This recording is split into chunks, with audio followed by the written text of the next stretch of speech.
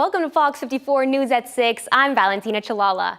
The Madison City School Board decided on a plan for rezoning its schools after months of discussion and community feedback. That decision came earlier this morning at the regular board meeting. The board approved the final version of the preliminary plans, with 5 members voting in favor and 1 abstaining. Here are the approved plans for Madison Elementary, middle, and high schools.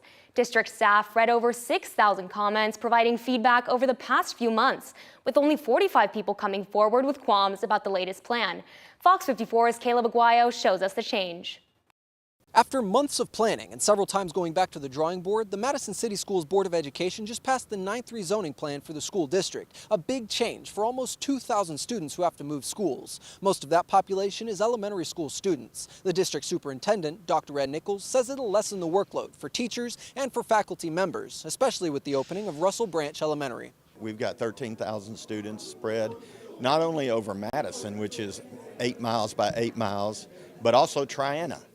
And so when you have growth in all those areas, you have to figure out how to move that growth. And we're opening a new school on the western side off Limestone County, but the other 7 schools lie on the eastern side. So it's pretty challenging. Dr. Nichols says district staff listened to thousands of parents' recommendations, and over the months, they finally whittled thousands of concerns down into dozens. We had a public meeting the other night, and we had 10 people speak.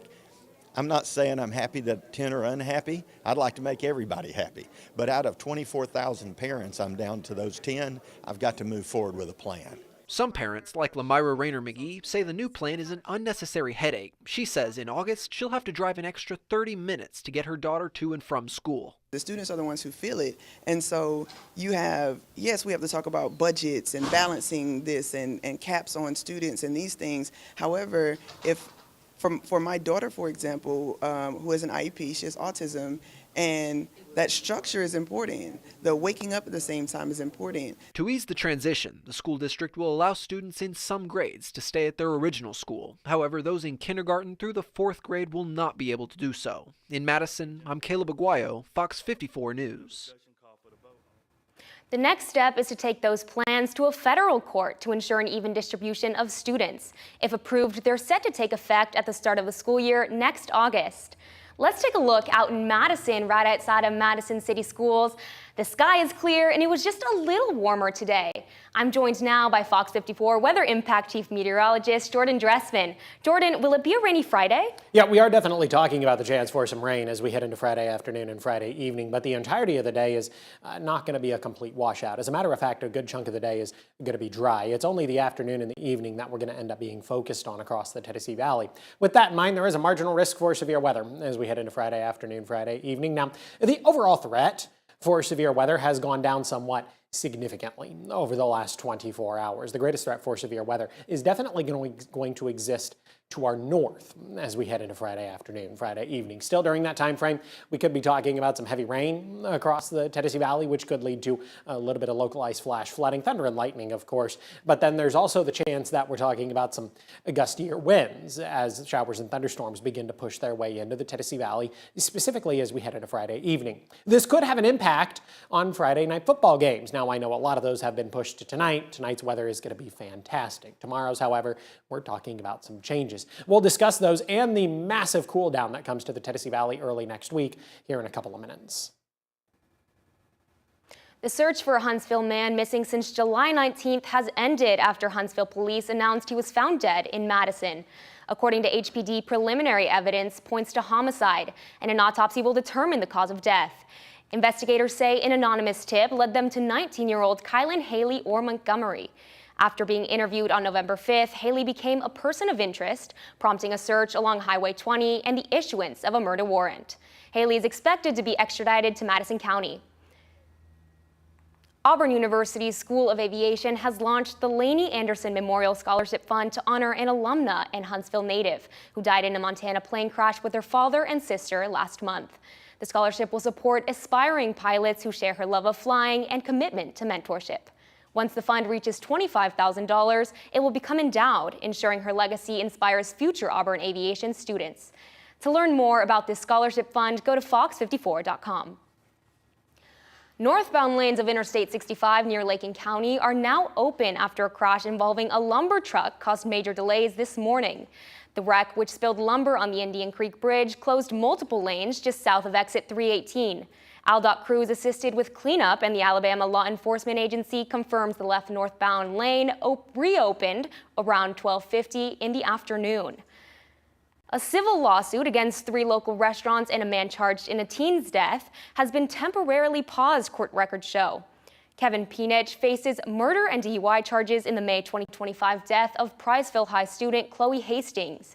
The lawsuit filed by Hastings' family names Peenich, Buffalo Wild Wings, Logan's Roadhouse, and Alfonso's. A judge paused the case until Peenich's criminal trial concludes and dismissed 3 claims without prejudice. A status hearing is set for November 3rd, 2026.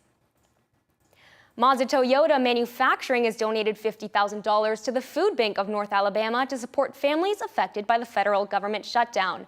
With over 23,000 furloughed federal workers and delayed SNAP benefits impacting more than 100,000 residents, the donations help expand mobile pantries across the 11-county service area.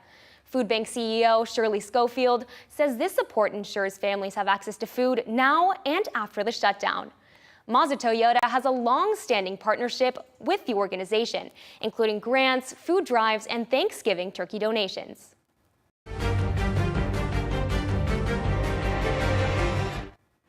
A federal judge in Rhode Island has ordered the Trump administration to fully fund November SNAP benefits by tomorrow, after cities and nonprofits said partial payments were insufficient. U.S. District Judge John McConnell criticized the government for not thinking of the harm partial funding would cause to people who rely on SNAP. The program serves around 1 in 8 Americans and costs more than $8 billion per month. The ruling follows prior orders requiring at least partial payments during the federal shutdown. As the shutdown drags on, First Baptist Church in Huntsville hosted a resource event for federal employees. The event was held in partnership with multiple Huntsville organizations to help bring needed resources to furloughed federal employees, such as financial counseling and food assistance. Former federal employee and event volunteer Billy Counts told the FOX54 team that he understands the perspective for many of the furloughed employees who attended today's event.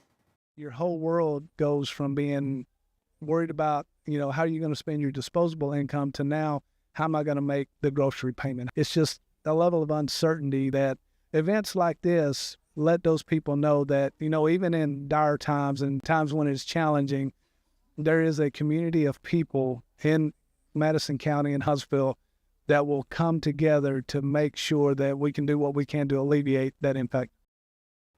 And for those looking for resources, the event will be held again tomorrow at First Baptist Church. You can find the details on fox54.com. The FAA and Department of Transportation are preparing to cut flights by 10% at 40 major U.S. airports starting tomorrow due to the ongoing air traffic controller shortage amid the government shutdown. Airports affected include Atlanta, Boston, Dallas, Miami, New York, and Los Angeles. The Trump administration is considering an additional 4% reduction, increasing by 1% each day of the shutdown. Also starting tomorrow, travelers are advised to book backup tickets, avoid layovers, and book directly with airlines. Delta and United are allowing some ticket changes without fees. The shortages come as controllers faced missed paychecks and financial strain causing delays and staffing challenges. Huntsville International Airport says it's awaiting guidance from the FAA on potential impacts from the flight reductions. Airlines including United, Delta, American, Allegiant, and Breeze are adjusting schedules, and refunds may be available for affected passengers. Officials urge travelers to check airline apps, know flight plans, and arrive 90 minutes to 2 hours early. Notifications about cancellations started today.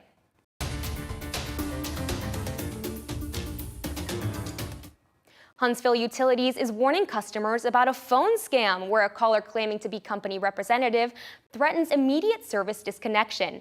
The scammer, using the name Kevin and calling from a 256-770 number, demands immediate payment. Utilities officials stress all disconnections are suspended during the government shutdown, and legitimate staff never make high-pressure calls. Customers should hang up on suspicious calls, avoid giving payment information, and contact Huntsville Utilities directly for questions about their account. We just saw them elect an open socialist in New York City on Tuesday, and I don't think that that's what the people of Madison County are looking for. Coming up, Madison County Democrats push voters to prepare for 2026, but the state GOP chairman disagrees.